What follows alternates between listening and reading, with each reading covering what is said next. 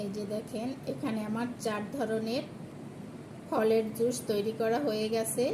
এটা দেখতে যেমন লোভনীয়, খেতেও কিন্তু অসাধারণ। বাসায় আপনারা এটা তৈরি করে খেয়ে দেখবেন। সারাদিন রোজা রাখার পর ইফতারের টাইমে এরকমের 1 গ্লাস জুস খেলে মন প্রাণটা এমনিতেই জুড়িয়ে যায়। তো আপনাদের কাছে যদি একটুও ভালো লাগে তো অবশ্যই আমার চ্যানেলটি সাবস্ক্রাইব করে আমার পাশেই থাকবেন এবং লাইক কমেন্ট শেয়ার করে দিবেন বেশি বেশি করে। আর ফেসবুক পেজ থেকে যারা দেখছেন তারা লাইক কমেন্ট শেয়ার করে আমার পেজটি ফলো করে দিবেন। এখানে আমি একটা ব্লেন্ডার জগ নিয়েছি আর কিছুটা আনারের বিচি দিয়ে দিলাম, আর দিয়ে দিলাম আমি